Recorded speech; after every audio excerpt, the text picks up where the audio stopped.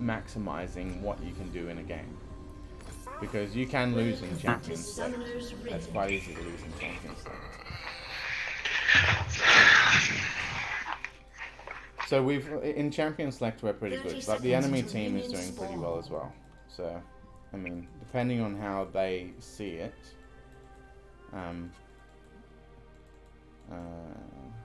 You're like doing bait.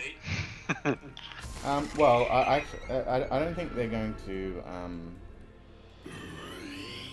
I don't think that they're going to. Yeah. Invade. Yeah. I'm not expecting an invade because, I mean, a lot of these people, like, they have the wrong summoners. They have all sorts of things wrong. So. Oh, okay. If they were doing the right things already, like, then I'd be like, okay, need to be a bit careful here. But see how I'm not getting a leash? So as jungle, if you're not getting a leash, you should always start at the vital camp, because you'll get your level 2 quicker, and it means you'll be able to kill the main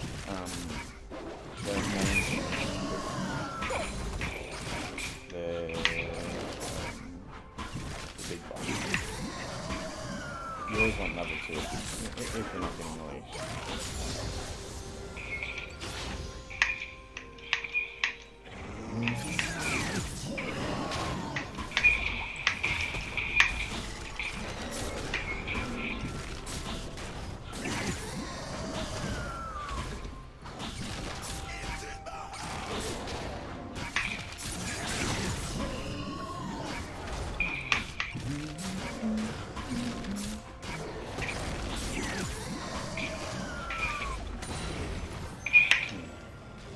So Fiddlesticks is quite weak early.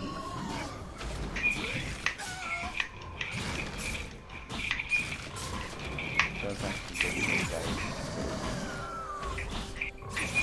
But I don't think they're going to get someone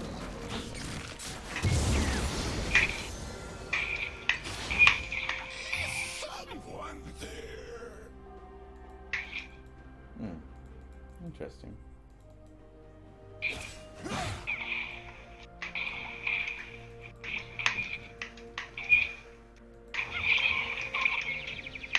Bot lane's doing pretty well.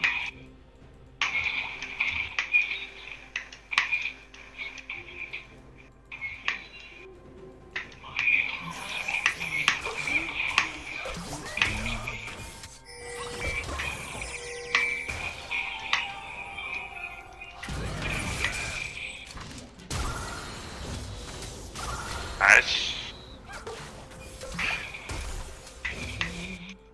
Yeah, that's good. We got a flash. But that champion actually has... It's very easy for her to get flash. Do you know how she works? No. Okay. Well, so if you see a minion with a funny little icon on it... And the little bubbles? Yeah, the bubbles. That's a summoner spell. And when she kills that... Okay. If she kills that, she gets a free summoner spell. So she might get an ignite, she might get a ghost, she might get a flash. She might have all sorts of things. So... Okay. So I never just saw it. Yeah. So you just have to be aware when like you can deny her that, and if you deny her that, you can actually disadvantage her quite a lot. But you also have to be careful of her. She has a stun, and she has a lot of damage. So if you get under half health from her, just go back, because on average she can kill you from half health quite easily.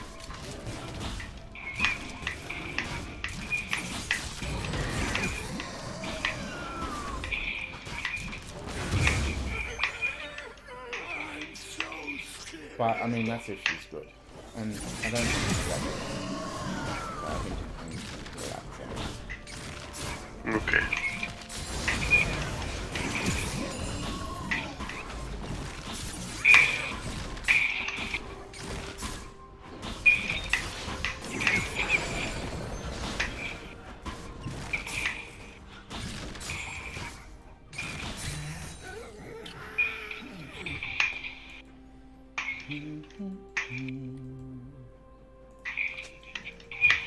So dragon's up.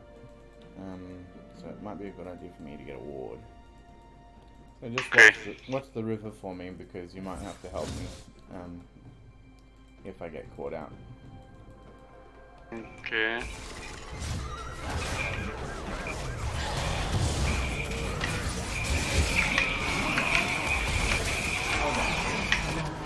Keep following. Okay. Good. Well done. See? Because you followed me there, you got double kill. Thank you for that. Yeah. So that was a really good call. Following. And then we can get mid. Okay. Or I can deny them farm. I think I'll deny them farm. She's gone back. So Okay. you should just go. So I need to go and back. Let me push my lane. Oh yeah. So on average, you want to go back. If you get about 2,000 gold, you want to go back. Okay. And if you have 2,000 gold, you've waited too long. So around about 1,500 gold, you should be going back almost always, because it's the ideal amount for you to have. If it's more than that, you're actually putting yourself behind, because your teammate, if they're doing the right thing and going back, they're going to be items in front of you. Okay, so the best way to back is when you have 2,000? Under 2,000. So if you're on 2,000, if you're on 2,000 gold, you've waited too long, and that means that your lane might have an item advantage on you, which means you could die to them and give them even more of an item advantage when you could be the one getting through. So your lane hasn't gone back is an important thing to note. So you could all in her quite easily, and you would kill her. Whereas because you've got an extra item, whereas she doesn't. She's still on her basic items. Actually, she's gone back. Okay. So, she's gone back. So that's also important to know. Because she's gone back, now she's got more damage, right? But you've also gone back. So you should be looking to build some magic resist into your damage.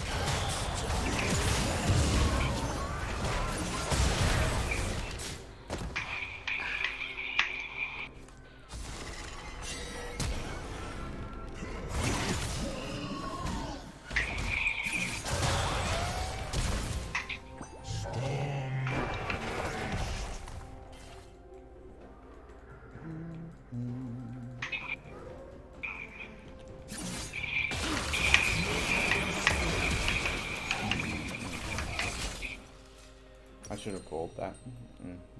Okay. That was me not doing the right thing there. Because I mean, I got there.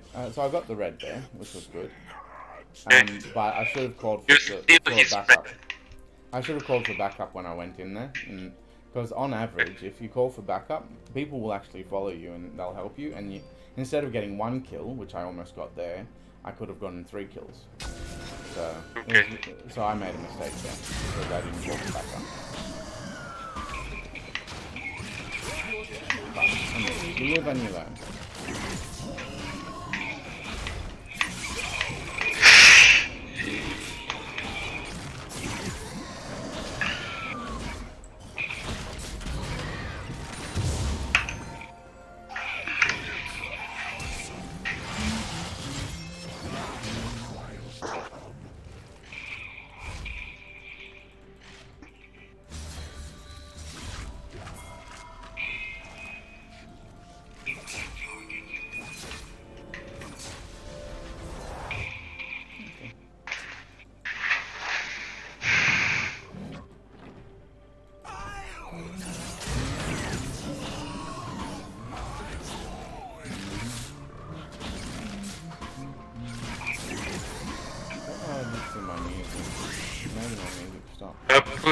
Put it in, it's a matter. I like it.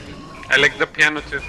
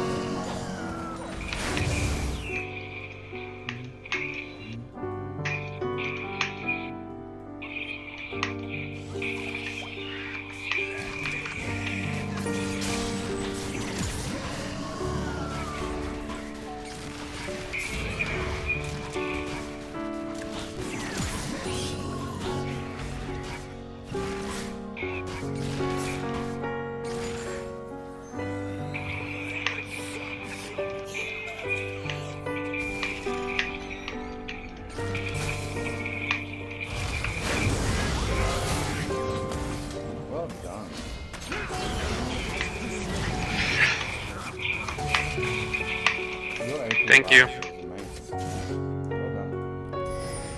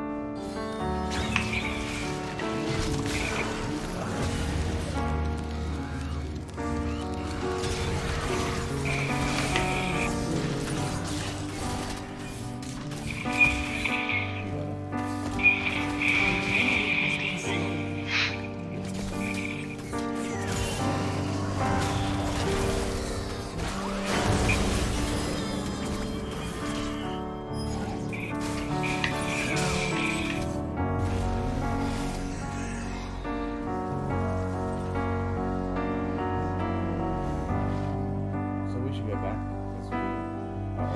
Okay, but Oh well. yeah, right here. Yeah, no. Okay. Yeah, we should go back. There must be guys to fly. And fly isn't good because they walk on that. So we help? Yeah.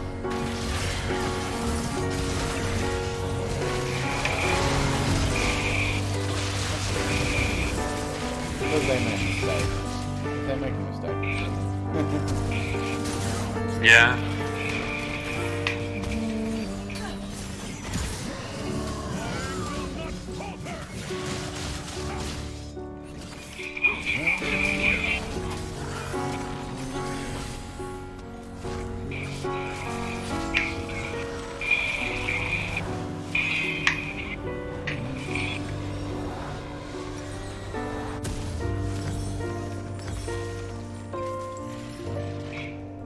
So we should be going to Herald now. That'll help us a lot. Because getting the beginning towers can be a bit tricky. So we should go to Herald now. I think Get my lane now. yeah, you clear your lane. I can solo Herald. I'll ping if I need help. Okay.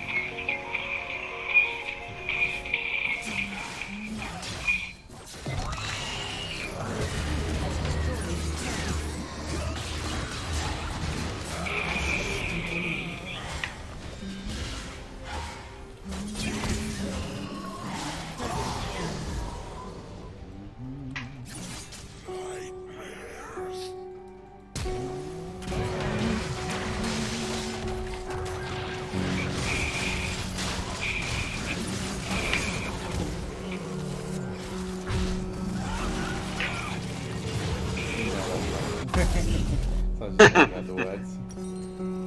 Yeah. I thought it was kind of you are a singer. I sing a little bit. I In the shower. Me too. I sing a little bit too, but in the showers. True.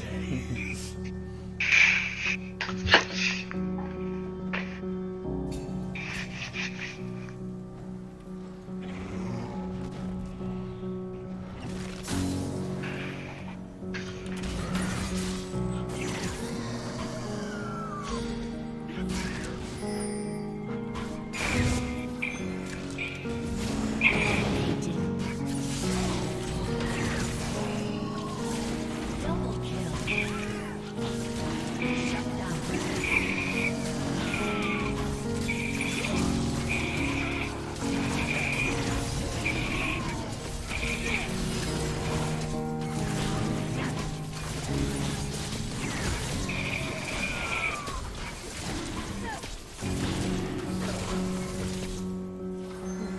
Your team has destroyed a turret. I'm gonna go get Okay.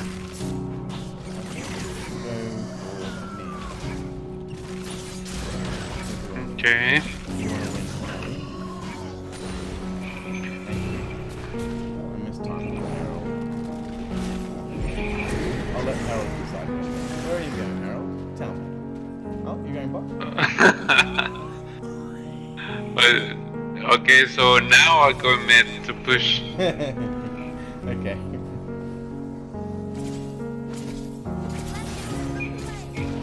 So, as Fiddle, I'm interested in ambushing people. So, so they should be coming to deal with Harold. But I don't think they are. That's alright. Has destroyed a turret. They're not coming to deal with Harold. Then that's good. That means we get free. And so we might get it. That's fine. Yeah.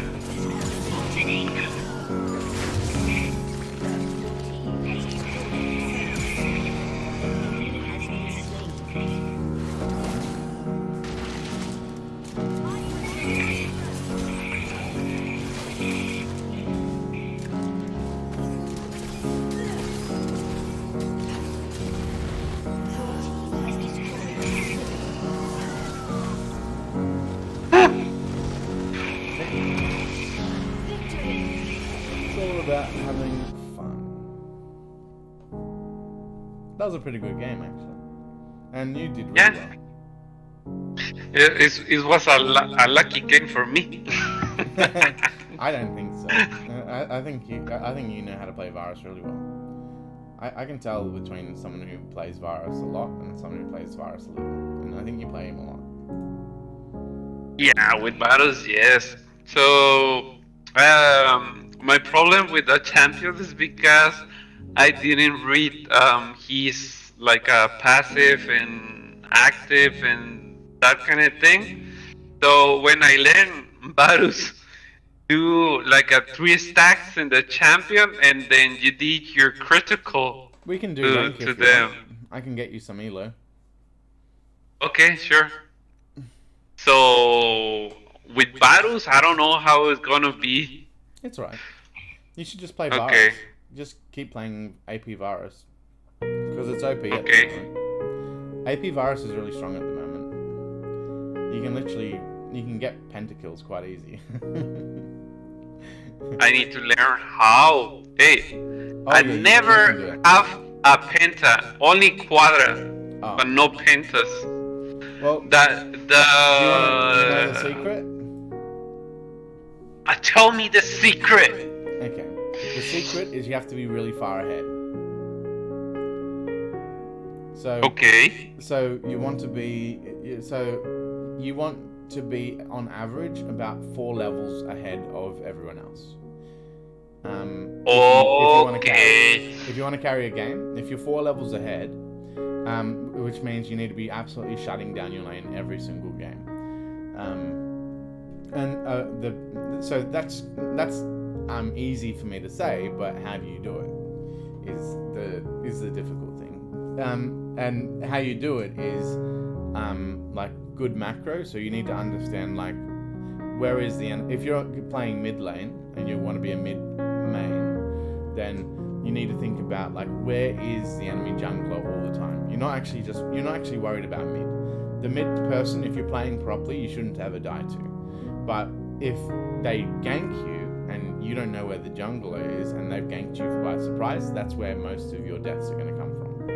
Because an enemy mid laner shouldn't be able to kill you. As long as you keep yourself above half health and you're going back at the right times, you should be fine.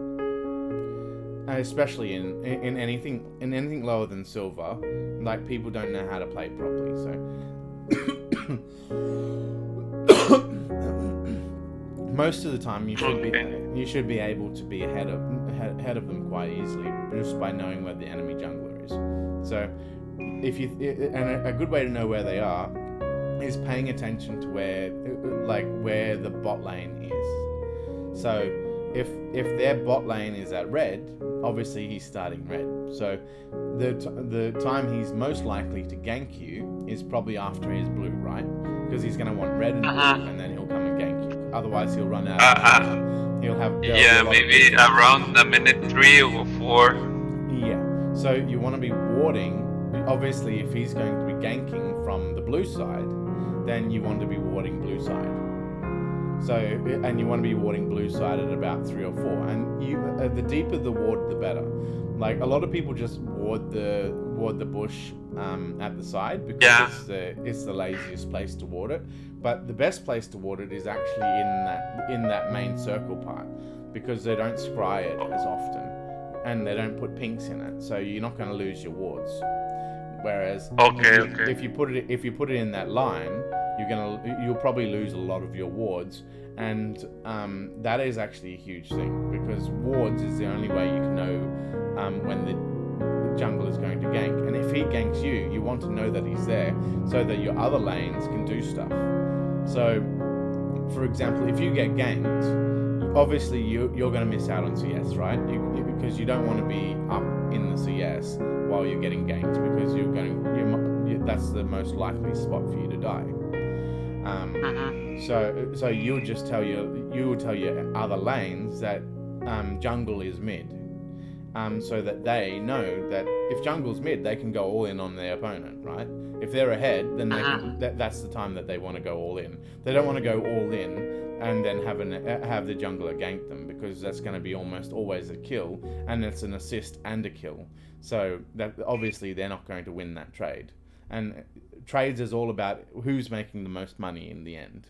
And so if the jungler ganks you and your mid lane gets a kill, that jungler also gets experience. They get gold, and so they're getting level advantage on your enemy jungler, on your ally jungler, which means he's going to be less effective at being able to look after you as a counter ganking mechanism. All these other things. There's lots of reasons why it's very important not to die to a jungle gank, and that's why wards are almost the only way not to do that, because otherwise how do you know where he is other than at the beginning? So at the beginning, if you know that he's going to start red, so you know he's probably going to gank you from blue. So about 3 or 4 minutes, you want to be warding that little circle bush that's in the river, so that you can watch him getting scuttled. Because a lot of the time, the enemy jungler will be less than half health, and less than half health for a mid lane is like, well, that's a free kill, right? And as long as you have more health in him, because you're gonna have level advantage, you're gonna have everything on the jungler, right? Because you're a mid lane. Okay. A mid lane is always going to be like 2 levels in front of a jungler, unless the jungler's got some kills. And so if you can see he's getting scuttled, you can go kill him, and that's an easy free kill, because they're 2 levels behind you. They might even be level 2 and you might be level 5. Quite often the jungler is behind because he's tried to get a couple of ganks, he's tried to do these different things, and because he's in iron, he's been making decisions that a lot of the team don't understand. So a lot of people don't understand how ganks work and how to effectively allow for your jungler, first of all, to gank, and second of all, how the jungler should gank, and what's the best way for the jungler to gank. Like, you need to know ward timers, you need to know where things are being warded, you need to know where where the enemy jungler is as the jungler, so that you know whether you're going to be counter ganked or not. And if you are going to be counter ganked, you need to be ready for that. And so have you gone back at the right time? Have you got boots? Have you got all of these things? Have you got a pink ward for dragon if you get the kill? Like, how much of a lead can you get from one thing? And a good player always knows how much of a lead they're going to be getting. So it's like, if I get a kill on bot lane, I'm going to instantly be calling for dragon because I'm going to have a pink ward in my inventory. If I didn't have the pink ward, then I might not be able to get the dragon, or they might win the contest, which means I'm giving an advantage to the enemy team, right? But if I get a kill on bot lane and I've got a pink ward in my inventory, then I can get that as well. And then, so instead of getting just a kill on bot lane, we get kill and dragon because we've got a pink ward. So it's like, that sort of thinking is like how you get like well ahead on a regular basis. So hey, yeah. I feel like you have a book in front of it, and then you're reading for me. Sorry? I feel like you have a book in front of you, and then you reading me. Yeah. Yeah. No, I haven't. Nope. That's just because I played this game so much. Okay.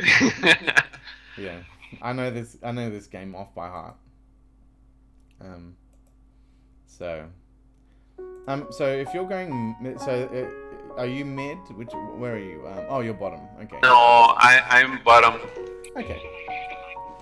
But So now, yeah, you could still go Varus because you're good with Varus. with AP. You can still go, yeah. I mean, you should play what you do the most damage with and what you're most comfortable with. Yeah, with AP. Yeah, so you wouldn't play AD Varus if you don't play AD Varus normally, because okay. Especially in Iron, you have to always assume that the enemy is Smurfs, because most people don't stay in Iron for that long. They usually go to Bronze, they go to Silver, and we're currently a little while in, so most of the time you're going to be versing Smurfs at this point in the season. So if you haven't already gotten up, you should be playing like after, like once everyone gets off work, because that's when you're more likely to have less. But at this sort of time, at least for me, like if I'm playing, because I'm Australian, in OCE, this time now is a terrible time to be playing, because most people are working, and so I will only get Smurfs. But I like playing against Smurfs because I know I can beat them, so I don't have a problem. And if I've got Smurfs on my team, I usually intentionally lose that game, because it's like, because for me, I don't want the Smurfs to win. I want the Smurfs to like quit. So my interest is. I mean, because they're professional levelers, and I don't believe in. I think professional leveling is really toxic for the game, because Iron is meant to be there for new players. Like, new players should be learning on Iron, and they should be playing against people at their level. And so I don't think that. I think it's actually unfair when people Smurf and they. But I won't do that in this game. Don't worry. I'm not going. I'll play properly because I'm getting you some elo. Okay. Yeah. So because I'm getting you elo, I'm playing properly.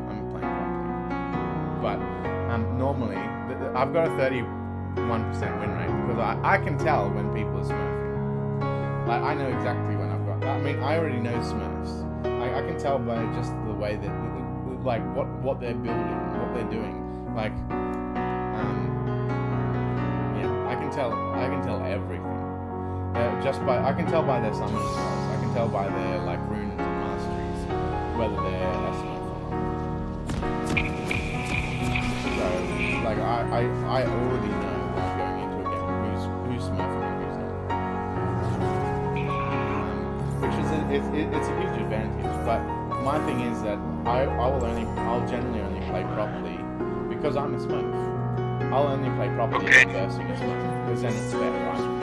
Whereas if I'm versing a lot of amateur players, I'll just be a supportive player. Like I'll teach those amateur players how to play, and it's not about winning or losing. It's just about like it's about like having fun and getting the most out of the game. But if I'm versing a Smurf, then I'll absolutely be playing to win. So see that? Yes. So I now know what all of them are building. So they're all starting with like Dorans, and Dorans is not always optimal. A lot of people do Dorans because it can be optimal, but it's not always optimal. Okay. It's good you started with the dagger actually. That was actually a good choice by you. Okay. But you should have gotten more pots. Mm-hmm. If you start dagger, you should have 3 pots, because if you get behind, you'll have more chance of getting back. Potions are really OP, but I mean, don't worry too much about it. If we're in iron, it doesn't matter that much. If we're in a higher low, you could actually lose some just by having the wrong items at the start. But at this elo, it's not a problem.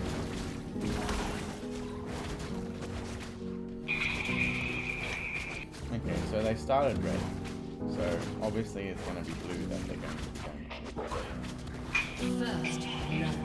and after blue they're going to gain. Or they could invade me at red.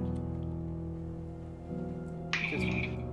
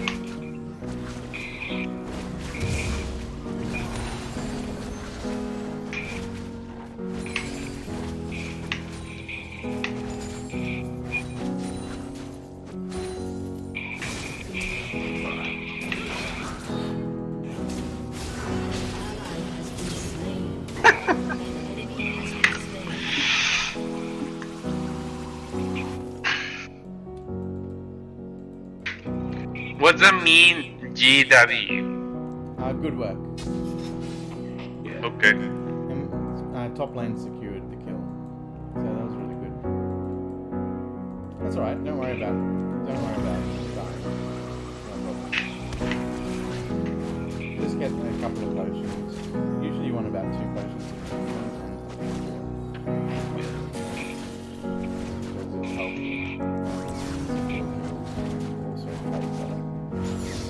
Okay. Oh, then another thing that the most of the junglers in low elo they try to steal or to keep the kill, where they can don't share the money.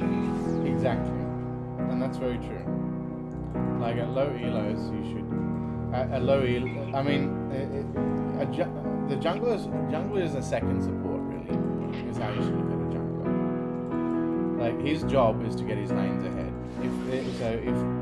And it's also his job is also to know like what's happening with the buffs.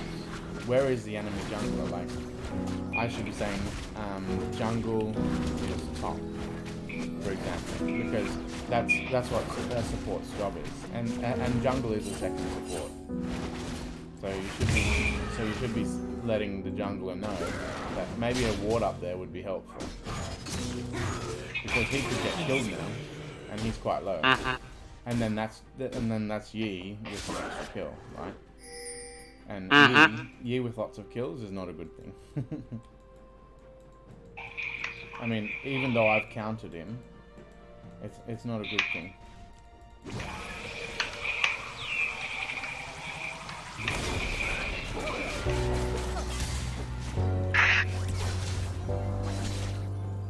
You have slain an enemy.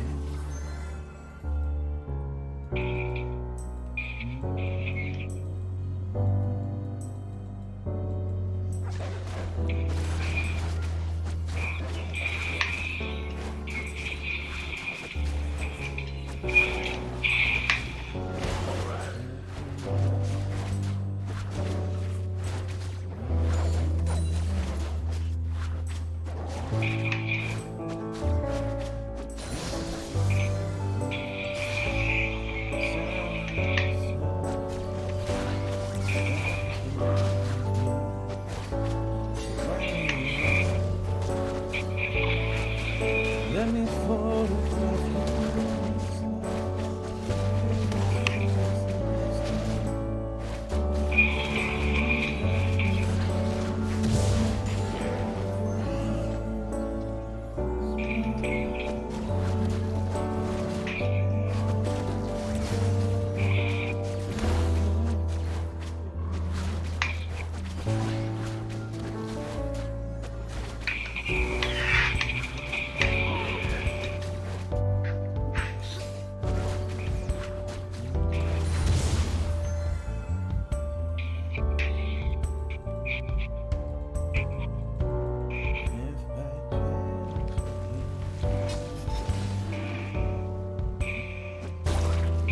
Rampage.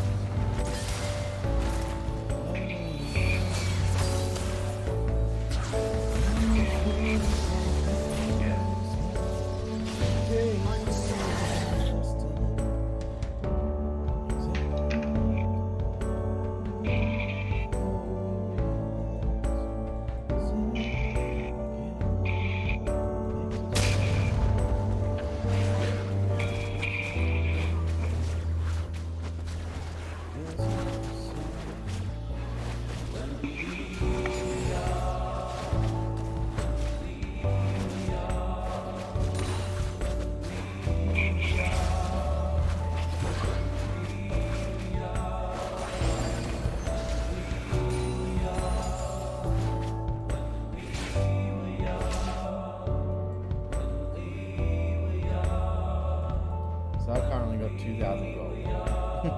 So that's a really bad thing. So I should be going back, but I was a bit curious about this top. And also you. So you back in the minute 10? Sorry? Are you back in a minute 10? What do you mean? Because you didn't buy anything yet.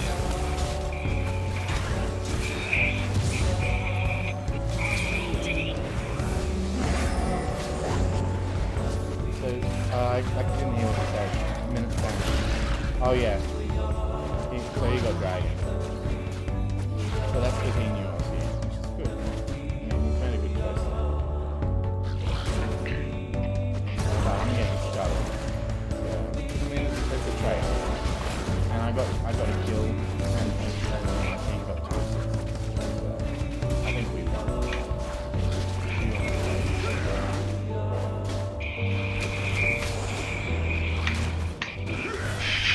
He left.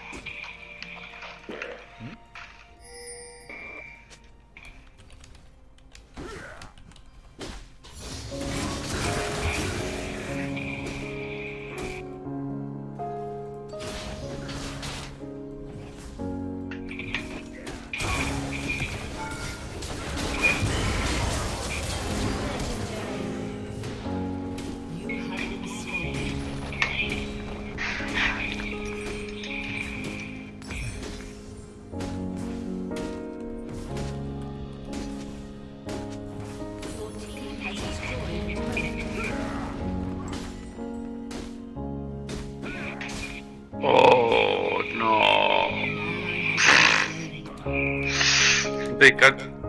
Damn! 8 kills has Olaf. Yeah, that's what I mean. Like you get your team ahead, and like you like. I mean, now Olaf is fed, and he's that fed that like no one can kill him. Yeah. Like he should not be dying. If he does die, that's a big problem.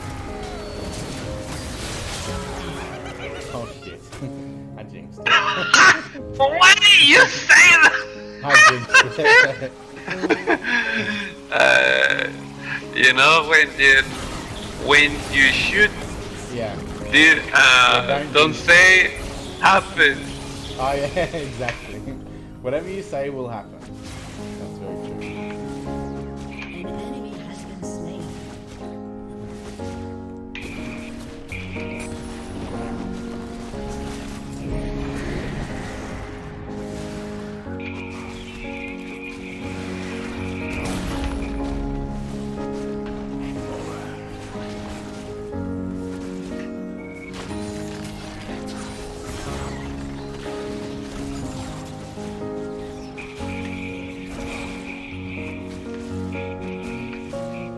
Your team has destroyed a turret.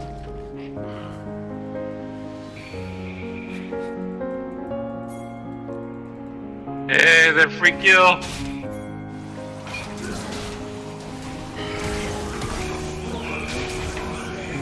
Woof.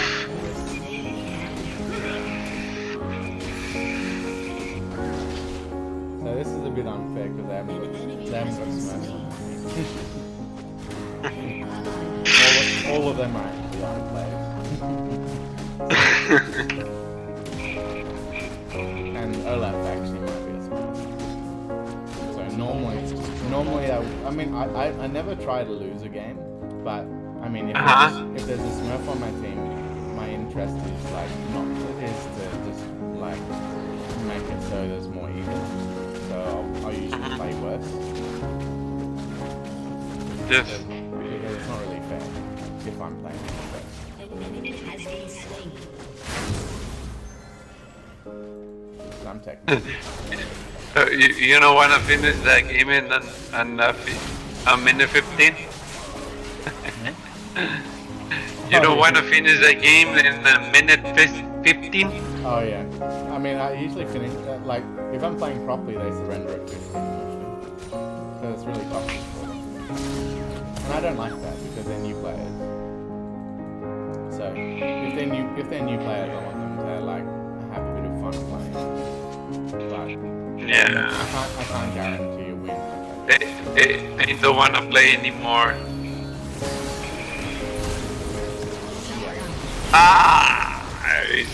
Damn, E.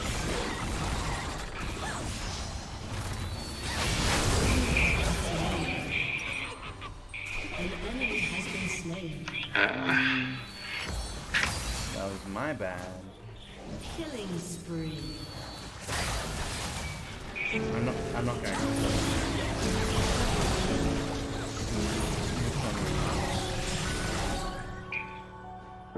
But I did just jinx us. So Jinx? yeah, I just jinxed it. I said we can't lose this. Whenever I say it, like, cause I'm recording this. Whenever I say in a recording that we can't lose, we lose. Because I jinxed it. Okay. So, but it's not gonna happen this time. Cannot happen. We are in. If it happens tonight, I'll be so upset. Especially if I'm actually trying.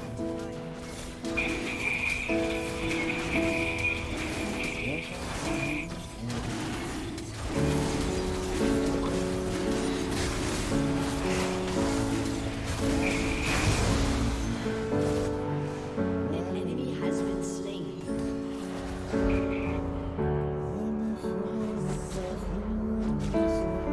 Double kill.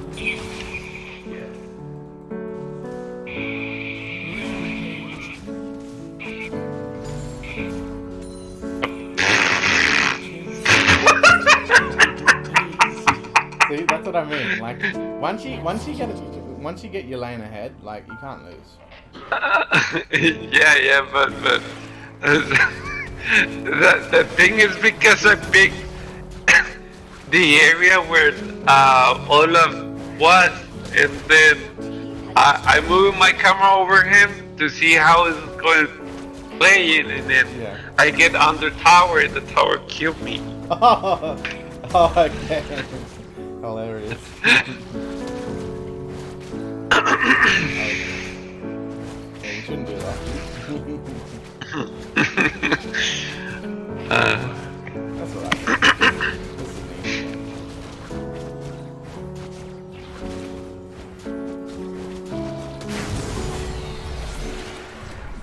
me.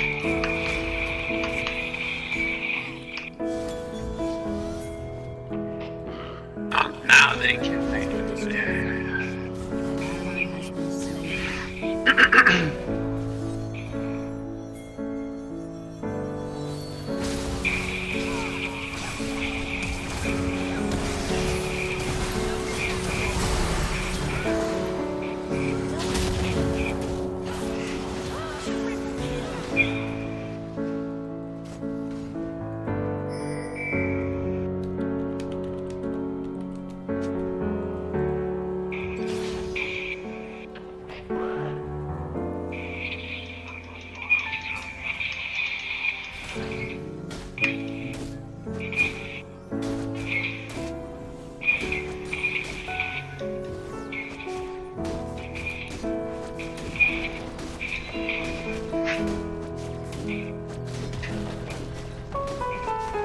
Your team has destroyed a turret.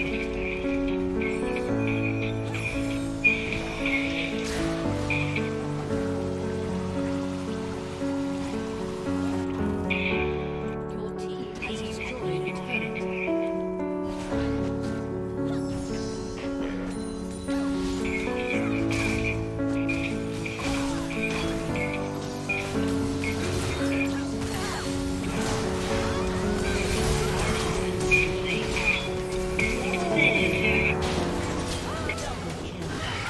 Oh god.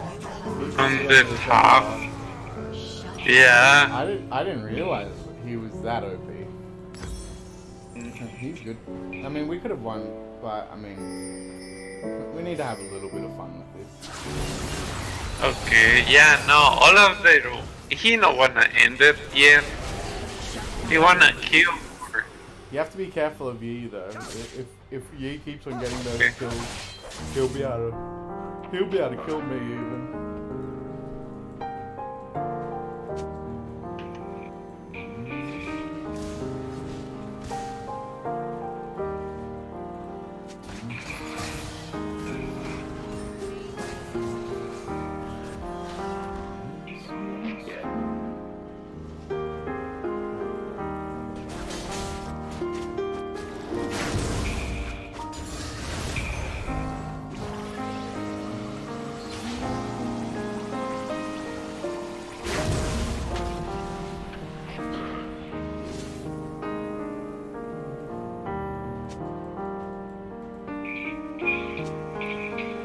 Alright, let Scuttle decide. Where do we want to go? Are we going to end the game? Or are we going to... Let me know, Scuttle. Tell me what we're doing. Oh, mid? Okay. Let's go. Let's follow him. Follow the Scuttle.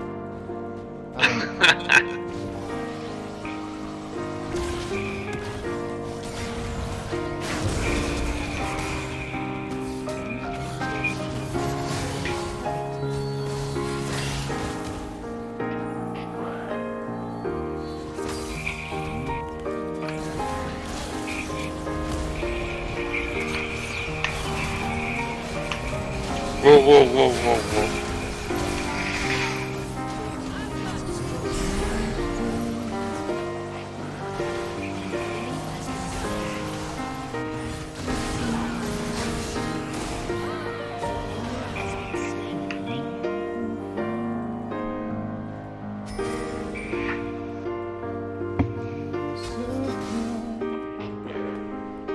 An enemy has been slain. An enemy has been slain.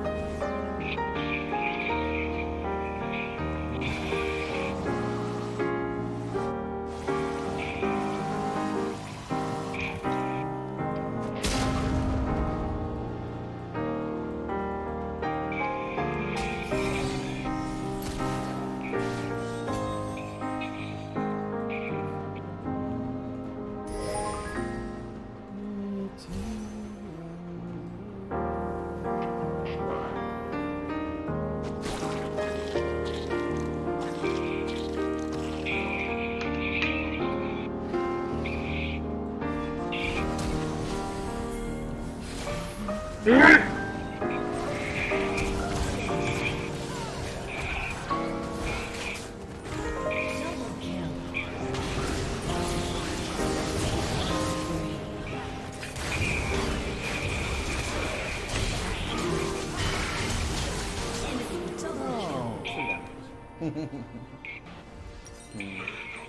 Your team has destroyed a turret. An ally has been slain. Okay, so now Olaf is going to finish. See? I told you we can AFK. Yeah.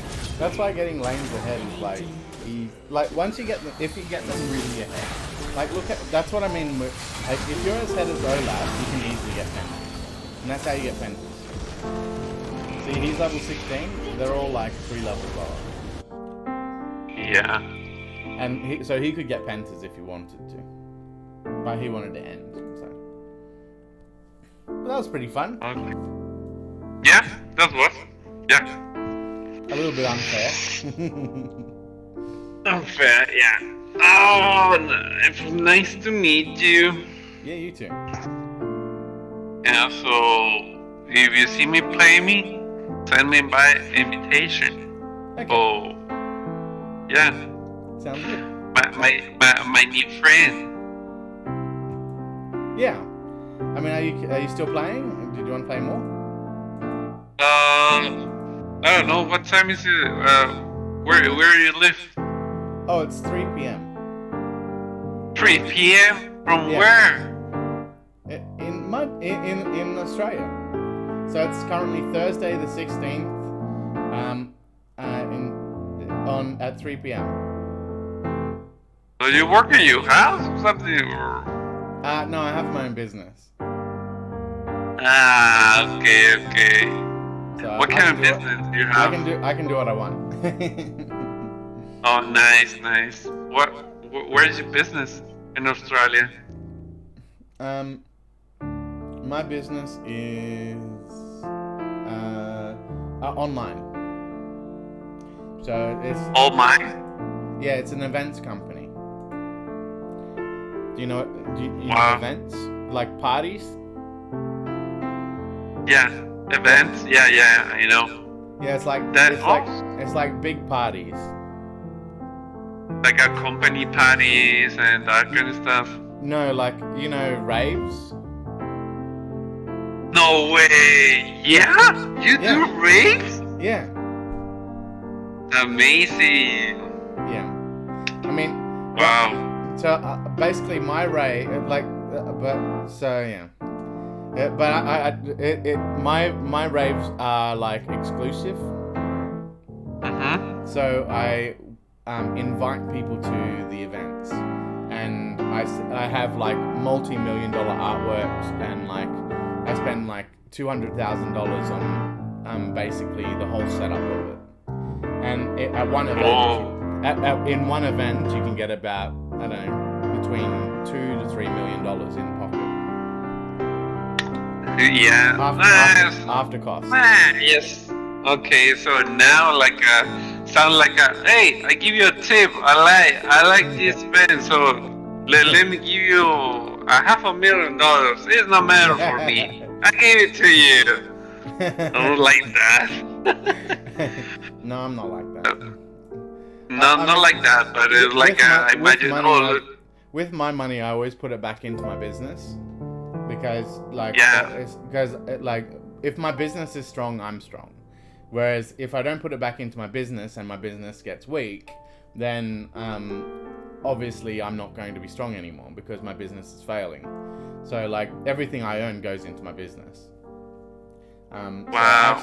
So I generally don't have any money because like Yeah, but I like how you think, because you make your money like running.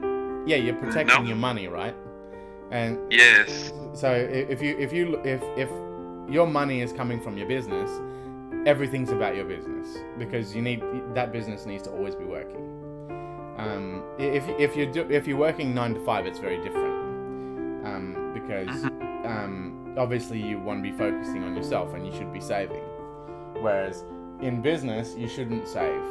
Like if you're saving, it's wasted money, because you could be like, if you can make, like I make on average 3,000% on my events. So why would I put that into a savings account where at most I'm getting 4%? So savings is wasted money for me, because I can put that into making another 3,000% on my next event, or I could do 5 or 6 events instead of 1. So it's like, if you get the money from something, you need to put it back into it when it comes to business. It's why a lot of people fail at business, because they think of business in the sense of like you're a worker in that business. But you shouldn't think of yourself as a worker in a business if you want to be a successful business. You should think of yourself as being like the driver of a car. And if you don't put fuel in your vehicle, you can't drive.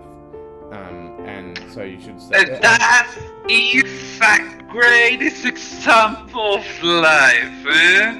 Exactly. And the business person. Wow. Yeah. Wow.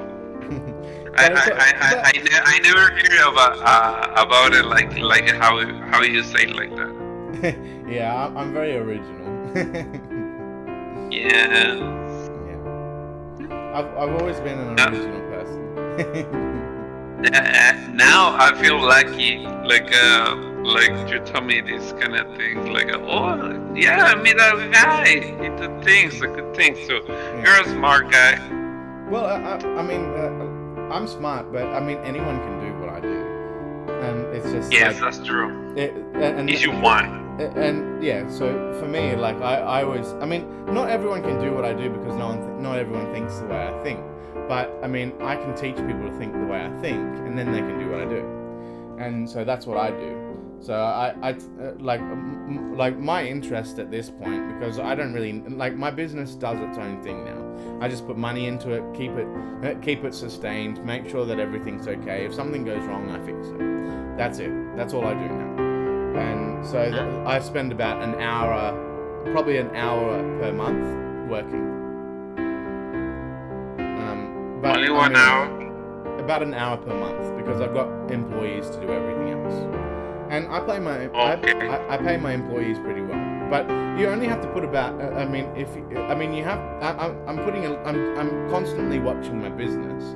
So by an hour per month, it means every single day for 5 minutes a day, I'm going to do a meeting with all my team leaders, for example. And I'm going to say, what's happening? What are your plans? What are you wanting to do? What do you think's a good idea? What do you think's a bad idea? And I'm like, all right, let's do that. Here's $1 million to do a budget, and let's get a couple of these events happening, because those are good ideas. Or I'll be like, we might be better off spending money in these areas. What do you think? And then the business managers are going to be like, well, this might be the problem that we're having with that. And I'm like, okay, well, how much does it cost to solve that problem? $1 million? Okay, that's probably too much. Let's do something else. But that's what I mean. That's because I do my meetings in a certain way. The amount of time I have to spend constantly working is negligible. I don't have to do it because I'm solving the problems. Like, I have meetings, I talk regularly. I'm always available if my people need me. But in general, my people don't need me because I train them properly and I show them the skills and I develop them and I build them and I give them lots of money and I reward them for doing well. So it's like, it's like when you do things right in business, you actually don't need to do a lot. It's when you do things wrong that you actually start having to work really hard. And you'll never work harder in life than in a business that's failing. And if your business is failing, it's actually you. It's no one else. It's not your employees. You can't blame anyone else. It's you. If it's successful, it's no one else. It's just you. And it's always the same. Because it's like if someone's in a car and they're driving that vehicle and they have an accident. I mean, is it the person who's driving's fault, or is it the passengers? It's obviously going to be the driver's fault, and that's the same as in a business.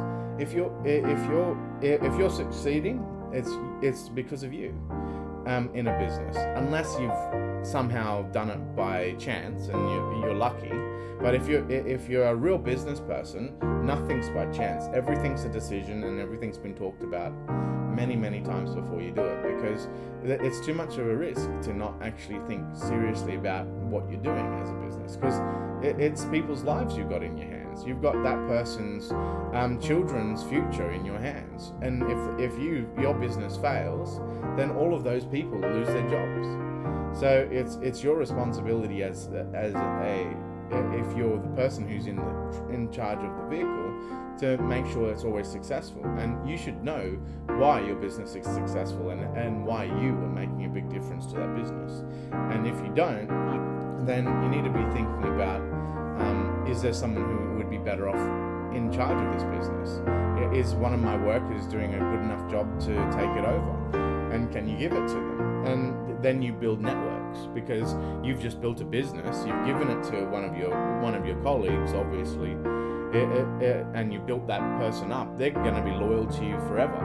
So you've now got a secondary business that's giving you a secondary income, because you're obviously going to be a shareholder, or you're going to have a say in the business, so you can help and support them still.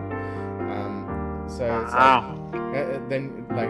it's like all these things, but a lot of people don't think about them, because a lot of people are like, oh, I need to go to school, I need to get a good grade, I need to learn these things, I need to learn new things. All the answers are out there, but the answers actually are always inside you. You know your answers better than anyone else. And so you should know the answers to your business more than anyone else. But if someone else has an idea, you should also listen, because maybe you can do that idea as well. If you've got the right people on your team, their ideas should be valuable. So you should also be listening to them as well. But okay. Sorry. So now I'm going to tell you. Yeah. So how you explain all that to me? You sound like a Brian Tracy. You know who is him? No. Okay, I'm so now. with names. Okay, so it's a podcast, because I understand like 70%. You tell me, like maybe the words, maybe technical words I didn't get, but yeah, I get it. What all you tell me. And then I hear over podcasts and Spotify that his name is Brian Tracy, but I hear him over Spanish language. And then like everything, like you said, like sound like teaching how it's gonna be the life. So if you have opportunity, look at him and hear him, because all you say is like kind of that stuff. I don't know. Maybe you can find on language. Oh wow. In English. Yeah. Try it. I very recommend it. Thank you. And also, how old are you? Have a guess. 33. No, I'm older. I'm 30. 30? Yeah, I'm 30. Me too. I'm 32. Oh, nice. Yeah, nice. That's cool.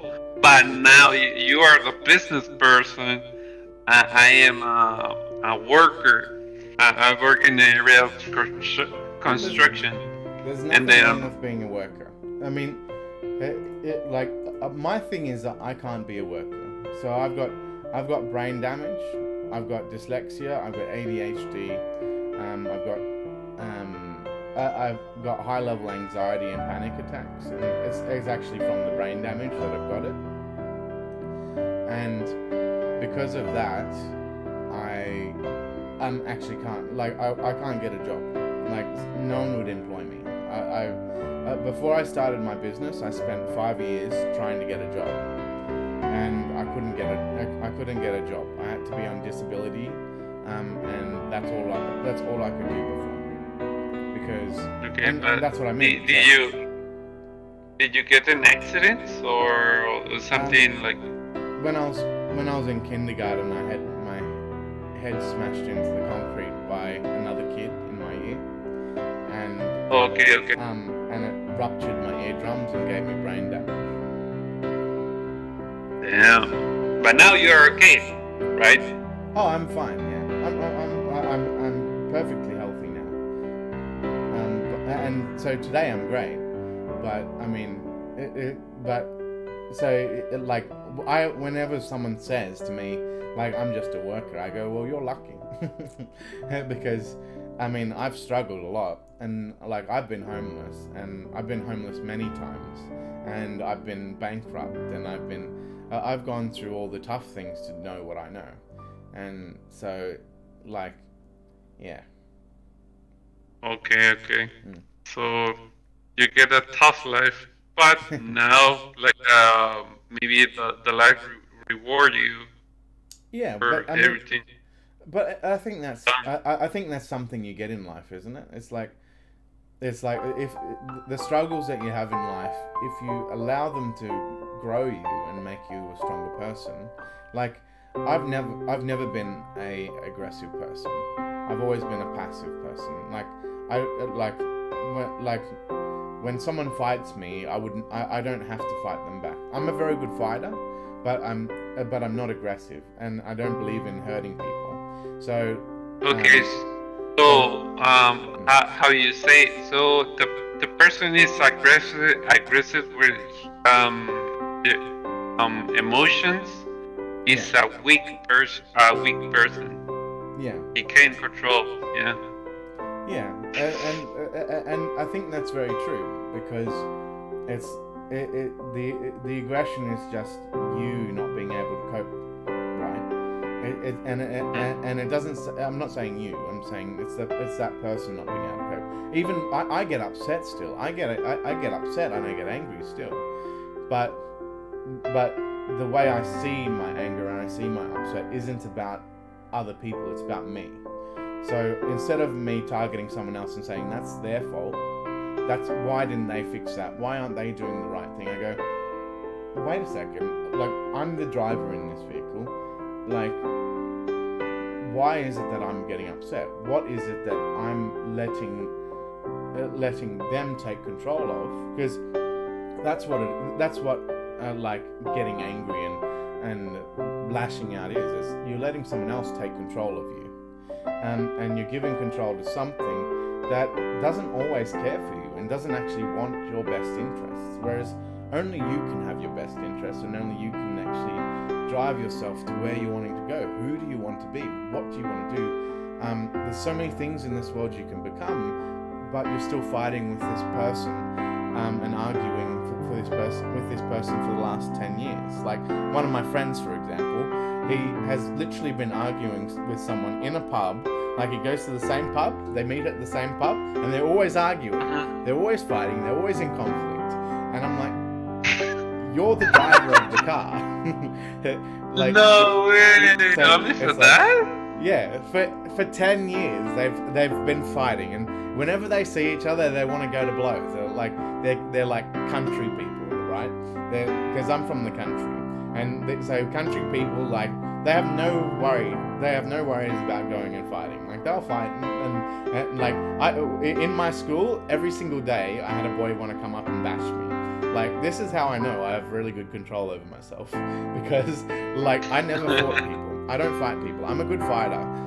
So, and part of being a really good fighter is that you actually don't need to fight. Most of the time, you don't have to fight. If you're a good fighter, you should not have to fight at all. Ever. You shouldn't ever have to fight. Even if someone's got a gun, even if someone's got a knife, you should know how to control the situation psychologically, physically, everything. You don't need to have... Like 95% of the time, things get to the point of having guns involved and having knives involved when they escalate, right? So you fed that fire. And you've both been feeding that fire to a point where you've allowed it to get to that stage. So 95% of the time, I'm saying 95 because 5% of the time there are things that can happen where you can't control it. in that situation, that's where you it pays really well to know how to fight, because I mean, I can disable someone with a gun within 5 seconds. So they can be 100 meters away and I can disable them because I'm fast.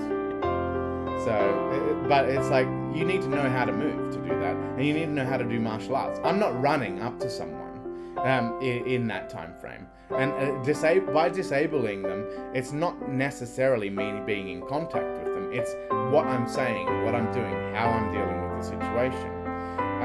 A lot of my friends have had guns put in their face.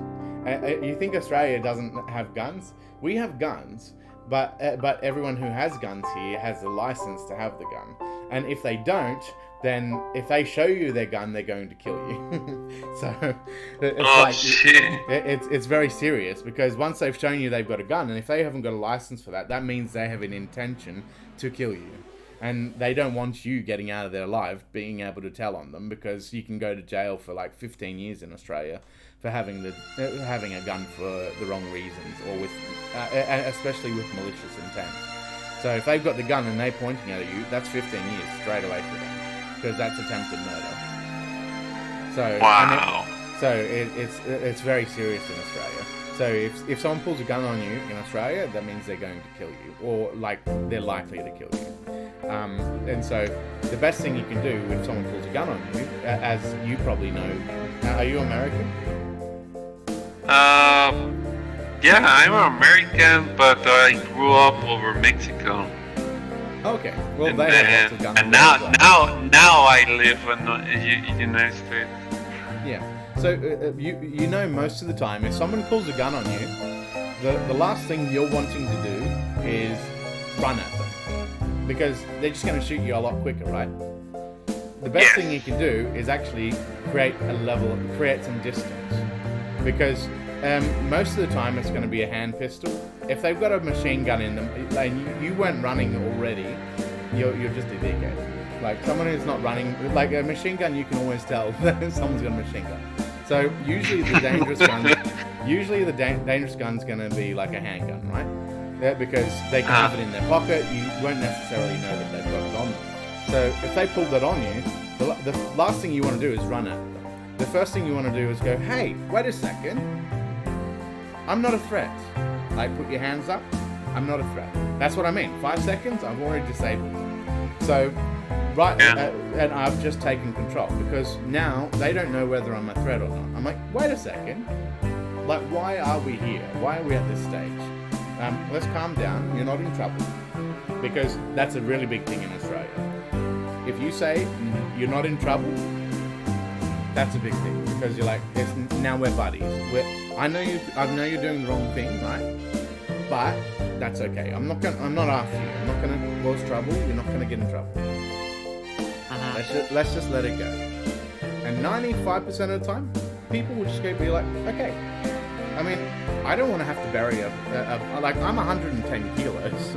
I'm a solid rugby guy, like big rugby guy, muscles out the shit house. Like, if someone shoots me, they probably need a couple of bullets to kill me. So it's like I know they're not interested in really doing this, because anyone who's actually trained with a gun and has shot someone before knows that after a certain amount of muscle mass, like, you have to shoot that guy a lot of times. He doesn't just die.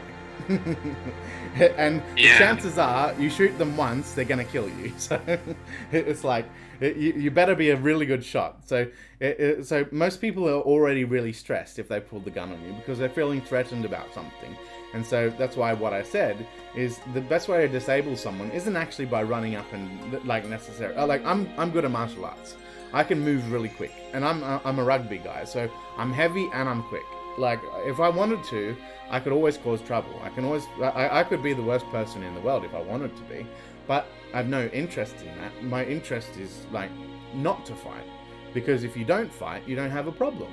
And so that's why I said I can disable them within 5 seconds, 95% of the time, because as long as they can hear me, as long as they can see me, like, that's okay. If they can't see me, that can be a good thing, because I can hear them. And then if I know they're still actually active or interested in causing harm, unfortunately, if they've got a gun, you have to disable them. So, I mean, you don't have to kill them necessarily, because killing is always a last resort. A disable means like dislocated arms, dislocated legs. So it's like, and I'm quite capable of doing that. I can disable. I can break someone's leg in 3 places. Yeah, quite. You know that you know the technique. Oh yeah, I know. Like I did Taekwondo for 15 years, and my friend is a black, and my cousin, my older cousin, is a black belt in karate, and I used to go over to his place every single afternoon, and we used to fight all afternoon, and like full on fighting. Like he was like, "Don't hold back on me, because I'm gonna beat the shit out of you." And he was doing that in a way to get me good at fighting, and so he would just surprise attack me somewhere. Like he'd be like hiding behind some fucking bush, and I'd be like walking up the paddock, and I'd be like, "What the fuck is this?" And all of a sudden we have to be fighting. And he was serious. He was like, "If you don't take this seriously, I'm gonna seriously hurt you." Like one time he threw me 15 meters. Like through the air, because I was like, "No, I don't want to fight today." and so he did a huge, like, he did a jumping kick and kicked me from underneath. So he kicked me from underneath and threw me into the air with his feet. And he's heavy, like he's solid as well. He can, but he's like able to like move, and he can do gymnastics, he can do tumbles, he can do backflips, he can, like, he's really, really flexible. Like this guy, like my cousin, even today I don't like fighting him, but sometimes he still forces me into it, and I'm like, "Mate, we're not kids anymore. Settle." And I'm already better than you. You know I'm better than you. So, wow. So I learned from a young age how to look after myself. But when I was in kindergarten, I didn't know any of this stuff, and so I'm not upset about it. I think it's a gift in a lot of ways, because as you said, I mean, I wouldn't be able to be the person I am today if I was able to get a job, because that would be easier. And it would be nice. It would be nice if I can just be a meaningful part of a company, and people would just support me. Because I mean, everything I've had in life, I've never had support.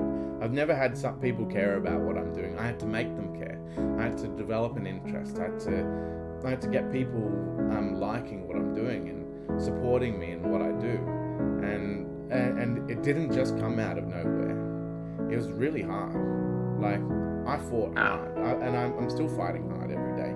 But it's like, I'm fighting in different ways now. Now that I've done all that really hard stuff, I can just relax more now. Push you away. Anyway, we're gonna play another game.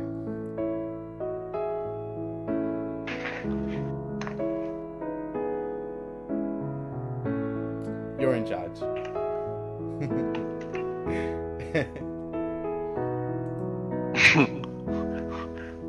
The computer put you away? Sorry? The computer put you away because you didn't touch the mouse? Oh, it did? Oh, okay. Oh, sorry. Yeah, like, stop talking a lot. What happened? He saying 99 or what? Oh, no. And if I'm away, you can't start. Is that... Yeah, but okay. So tomorrow I'm going to work. I start at 7. I need to wake up like at 6:30, like a normal people. I don't know what time you're going to wake up tomorrow, but so again, nice to meet you. Yeah, you too. Oh, yeah, tell me. Okay. I get up at about 6 a.m. every day. And 6 a.m. Whereabouts are you? Did you say? So I wake up like at 5:30, but like when my alarm sounds like 3 times, and I wake up like at 5:45, and then I start doing like at 6. I am ready So to go to the whereabouts are job. you? To me, okay, so I grew up in Mexico. It's another part of my history, but it's like a kind of the personal. I wanna share with you. Okay. So I gonna say I have two mothers. Oh wow. Two mothers. Why? Because when I wasn't a year, so my father took me uh, over Mexico. Something happened with my mother, and then because she was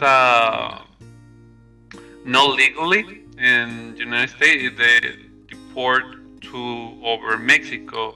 Oh. But in that moment, I was like a 1 year, and then she left me with his friends in some part, but my father took me to Mexico to another family.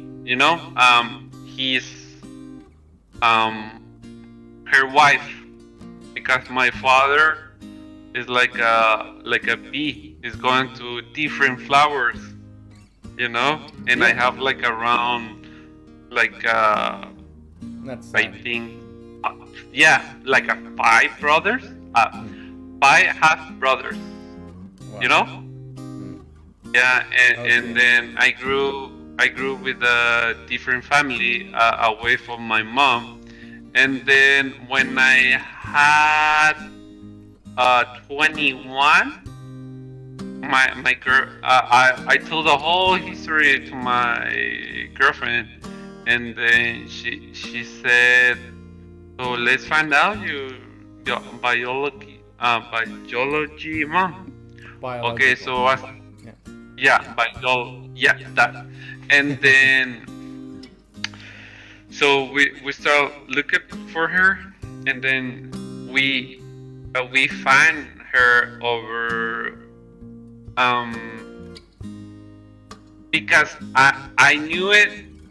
I had another brother, but with her, and then my another like a blood brother told me about her, and then I found her, and then like meet together, and she told me the whole history, what happened, and then I want to explain with details, but because my um about my English is no high level, That's fine. like told you, You're but speaking well. thank you. So yeah, so that happened. That is kind of part of me and like a personal life. And then about I meet her, and then now I know where she is. I visit sometimes like not very often, but I go like once every 3 months because it is a little far. But yeah, I keep communicated with her, and then my other mom is my stepmother, which I grew up until today. So my mother didn't have any fault about what happened to me because everything was for what my father, his decision, Mm. you know. That's It's approved different. by yes. And that happened. So I knew that when I have 7 years old, because I read my born certificate and I saw it. My name of my mother didn't wasn't there because it's a different name. Why is a different name here, and then here's different name? And then and that moment is I knew it is something is wrong with here. But when the truth coming, so didn't hit me like like impact me, because when I was 7 years I didn't say anything, but I knew it like okay, and then when I have 21, my mother and dad. Yeah. And about my work in the school, so my school done it over Mexico until like I don't know how in Australia is like a high school. Is high school in Australia? Is that a different name? Yeah, high school. Yeah. Yeah. Okay. So We've I got high school and then we've got university. So you go to Okay, high school so- and then university, not college. Yeah, but yeah. So in that moment, so I finished my high school over Mexico, and then I tried to go to the university, but in economy you need to pay. In that moment, my mother wasn't have money to pay the university, so I stay in a home like around like a 6 months doing anything. But in the moment I was like 19 years. Yeah, 19 years. And then I started working in that moment. So I looking for a job. And then I jump in like 3 different jobs. Like the first one, I worked for the kind of pool company, like a production area with filling bottles with acid. And then the next is I jump up over construction, Oh wow. and I changed the construction for another company doing the same thing. Amazing. And now I'm doing that. It's like a kind of general labor, carpentry, small things. It's not fully things, like I'm gonna say I am a carpenter. No, I'm not general labor, so I know about carpentry, other plumbing, and that kind of stuff. And then recently, Did you say why- flame work? So I just because I just wanted to so I actually had a business in construction as well. And I used to manage 14 carpenters. Really? Yeah. You know about carpentry too? Yeah. So I had my own business in construction, and we're doing renovations on $120 million buildings. Damn. Okay, I'm gonna say something. I've got no qualifications in building. Okay. I just knew the right people, and I was like, "Oh, you guys are out of work. Do you want work?" And I'm like, "Oh, you can go and work for these people." And then the businesses said to me, "Well, if you're going to bring those people, why don't we pay you, and you can employ them?" And I'm like, "Okay, well, I'll employ them then." So I just employed. I started with 3 carpenters. And the carpenters that I knew were really, really good at what they did. And so once I got them onto those sites, those businesses just wanted us. And so I started finding more people, and I got up to 14 people. But I don't have any background in building, so I was like,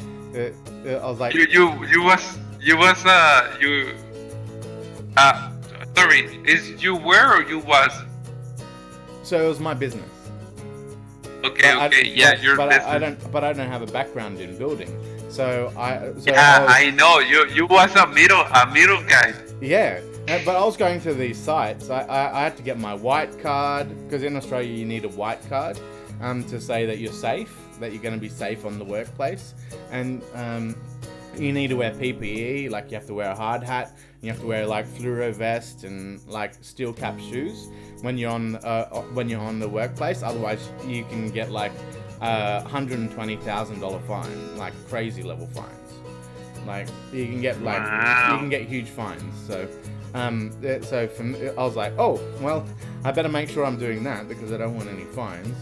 I was going onto these sites, and I mean, but because I've always been someone who, like, I don't assume I know anything ever.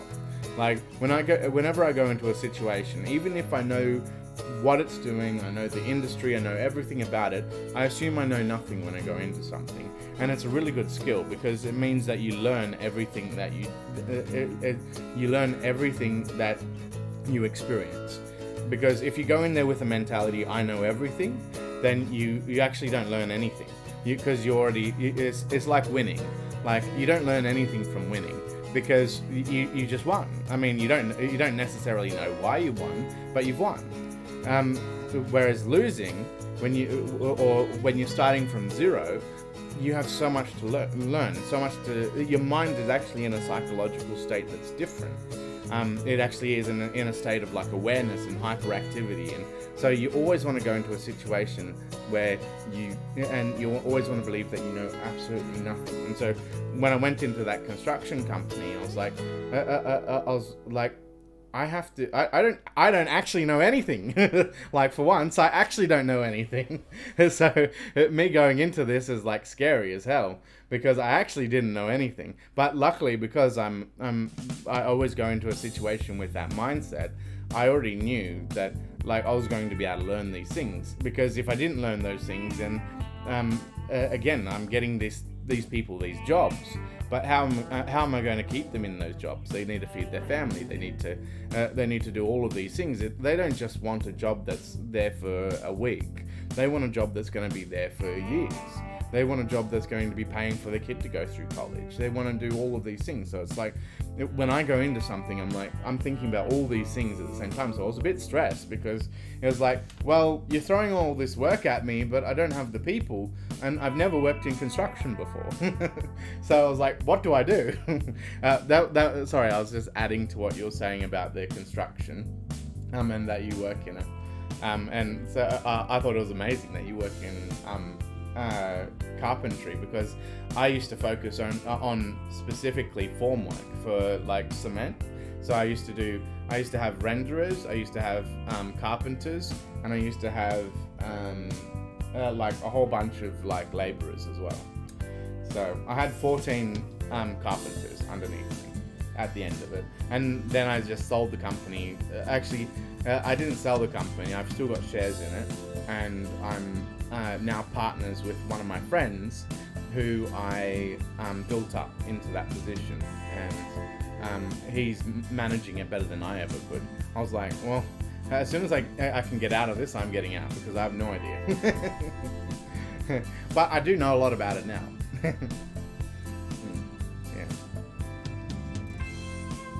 Are you there?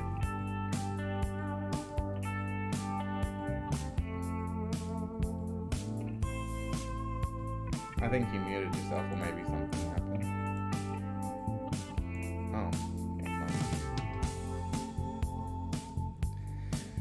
Well, he disconnected.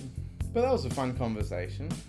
If you like that sort of conversation, and you want to hear more of these sorts of conversations with random players, I mean, I didn't know that person, but I just introduced myself, and we got into some really deep conversations, and I enjoyed it. If you enjoyed it, please like and follow. Let us know what you liked about the video, and I'll see you in the next one.